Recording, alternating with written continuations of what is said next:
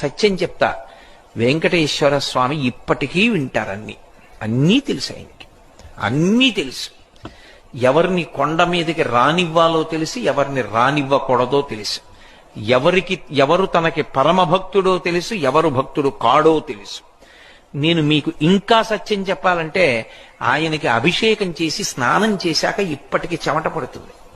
ఆ చెమట తుడుస్తారు బట్టతోటి. ఆ తుడిచిన బట్ట వాసన చూస్తే సువాసనలు వస్తాయి. మొన్ననే నేను వెంకటాచలం వెళ్ళినప్పుడు ఆయన ఒళ్ళు తుడిచిన బట్ట కళ్ళజోడు తీసేయమని నా కళ్ళ మీద పెట్టారు. పెడితే నాకు 1.5 గంట సేపు చల్లతనం వదలలేదు కళ్ళని పట్టుకుని. అంత సువాసనలు వస్తుంది. దివ్యమూర్తి. ఇప్పటికీ ఆరాధన చేసే పెద్దలను అడగండి, వెంకటేశ్వర స్వామి వారిని ముట్టుకున్నప్పుడు పసిపిల్లవాడి శరీరం ముట్టుకున్నంత మెత్తగా. మీరు నన్ను నమ్మగలిగితే నేను మీతో ఒక సత్యం చెప్తా, వెంకటేశ్వర స్వామి ఇప్పటికీ వింటారన్ని. అన్నీ తెలుసు ఆయనకి, అన్నీ తెలుసు. ఎవరిని కొండ మీదకి రానివ్వాలో తెలిసి, ఎవరిని రానివ్వకూడదో తెలుసు.